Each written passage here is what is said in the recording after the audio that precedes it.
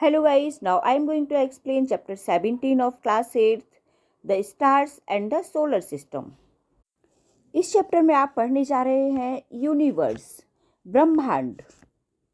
इस चैप्टर में आप पढ़ेंगे the moon, the stars, constellations and the solar system.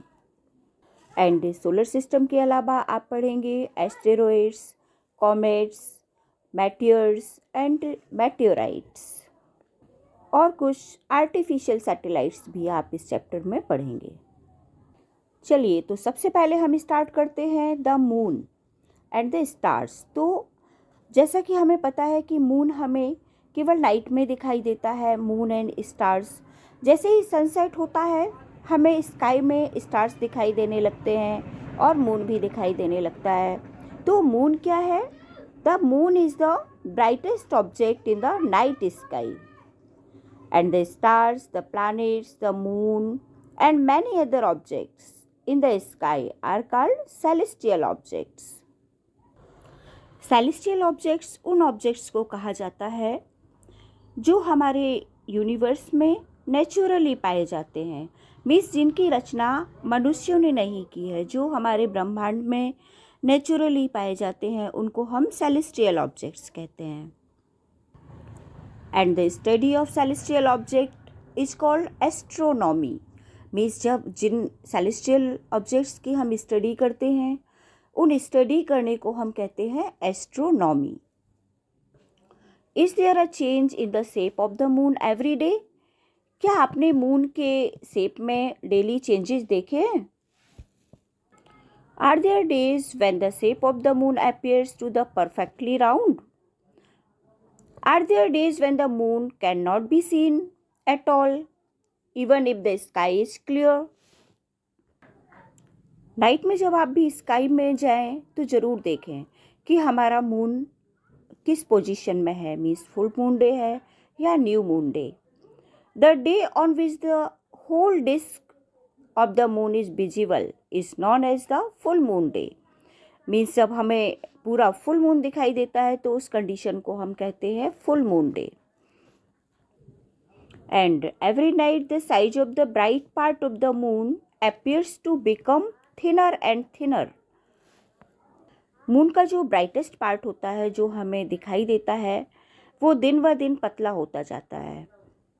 And on the 15th day the moon is not visible. और 15 दिन बाद हमें मून बिल्कुल भी विजिबल नहीं होता, मीन्स दिखाई नहीं देता। And this day is known as the new moon day. इसको हम कहते हैं new moon day. And the next day only a small portion of the moon appears in the sky. This is known as the crescent moon. And then again the moon grows larger every day. And on the 15th day, once again we get a full view of the moon. And moon के in different shapes को हम faces of the moon कहते हैं। Means the various shapes of the bright part of the moon as seen during a month are called faces of the moon. Almost all festivals in India are celebrated according to the faces of the moon. India में जितने भी festival हैं, अधिकतर festival faces of the moon के according मनाए जाते हैं। जैसे Diwali is celebrated on the new moon day, and Buddha Purnima and Guru Nanak's birthday are celebrated on the full moon day. Mahashivratri is celebrated on the 13th night of waning moon, and Eid ul Fitr is observe on the day. Eid ul Fitr भी full moon day को मनाया जाता है। अब एक बहुत ही अच्छा question आता है, why does the moon change its shape every day? Moon क्यों शेप चेंज करता है एवरी डे? तो चलिए इसका आंसर बताइए। क्या मून की अपनी लाइट होती है? नो, मून की अपनी लाइट नहीं होती है। ये सन से या अदर स्टार्स से लाइट लेता है। Okay, the moon does not produce its own light. We see the moon because the sunlight falling on it gets reflected towards us. Means sunlight जब इस पर पड़ती है और उससे जो रिफ्लेक्शन होता है वो पार्ट हमें मून का दिखाई देता है। We see only that part of the moon. हम केवल मून का वही पार्ट देख पाते हैं from which the light of the sun is reflected towards us. जिस पार्ट पर सन की लाइट पड़ती है और रिफ्लेक्ट होके हमारी ओर आती है, मून का हमें वही पार्ट दिखाई देता है। And the main important points is the moon revolves around the sun. Means जो मून होता है वो सन के चारों ओर परिक्रमा करता है। And our earth revolving around the sun. And now next topic is the stars. आपने देखा होगा कि सनसेट के बाद ही हमें स्टार्स दिखाई देते हैं। तो क्या दिन में स्टार्स नहीं होते हैं स्काई में? और क्या सभी स्टार्स सेम कलर के होते हैं?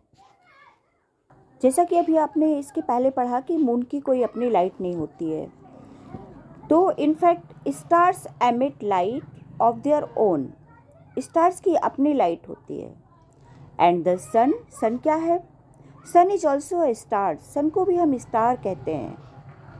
अब बताइए, ये स्टार्स के कंपेयर में बहुत बड़ा दिखाई देता है सन, तो क्यों दिखाई देता है? Sun appears bigger, a football placed near you.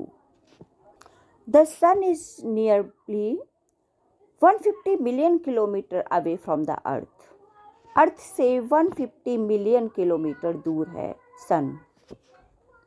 And the next nearest star is alpha Centauri. आप जानते हैं कि स्टार्स ट्विंकल करते हैं स्काई में। कुछ स्टार्स हमारे बहुत ज़्यादा ब्राइट होते हैं एंड कुछ डिम होते हैं। और स्टार्स कभी बहुत ज़्यादा ब्राइट होते हैं, फिर डिम होते हैं, फिर ब्राइट होते हैं, और इनकी इस स्टेज को ट्विंकल कहते हैं, twinkling. And now next topic is constellations. क्या है ये constellations? The stars forming a group that has a recognisable shape is called a constellation. Means stars एक ग्रुप फॉर्मिंग करते हैं और उस ग्रुप के कारण ही हम उनको, उनके शेप के कारण उनको पहचानते हैं, जिसलिए इसको कॉन्स्टेलेशन कहते हैं। इनमें से एक फेमस कॉन्स्टेलेशन का नाम आपने सुना होगा, सप्तऋषि, जिसको हम कहते हैं उर्सा मेजर। इसका नाम 7 ऋषियों के नेम के आधार पर रखा गया है। ये 7 स्टार्स इस तरह से एक लाइन में एक क्वेश्चन मार्क शेप में आते हैं। And Orion is another well known constitution. Orion का नाम भी आपने सुना होगा। ये विंटर सीजन में दिखाई देता है। इट ऑल्सो हैज़ 7 और 8 bright stars. Orion is also called the hunter. इनमें से 3 मिडिल स्टार्स रिप्रेजेंट करते हैं belt of the hunter, hunter के बेल्ट को, इसलिए इसको हंटर स्टार भी कहा जाता है, hunter constitution. And Cassiopeia is another prominent constitution in the northern sky. It is also visible during winter season. It looks like a distorted letter W और M। क्या आप जानते हैं कि कॉन्स्टेलेशन में केवल 5 to 10 स्टार्स नहीं होते हैं, इसमें लार्ज नंबर ऑफ स्टार्स भी हो सकते हैं। लेकिन हमें केवल ब्राइट स्टार्स ही दिखाई देते हैं इनमें से, और जो डिम स्टार्स होते हैं, लाइट स्टार होते हैं, उनको हम नहीं देख पाते। चलिए, तो इस पार्ट में हमने पढ़ा the moon, the sun and the stars. इसके नेक्स्ट पार्ट में हम पढ़ेंगे द सोलर सिस्टम। इसका नेक्स्ट पार्ट और इम्पोर्टेंट होने वाला है, उसको आप ज़रूर देखिएगा।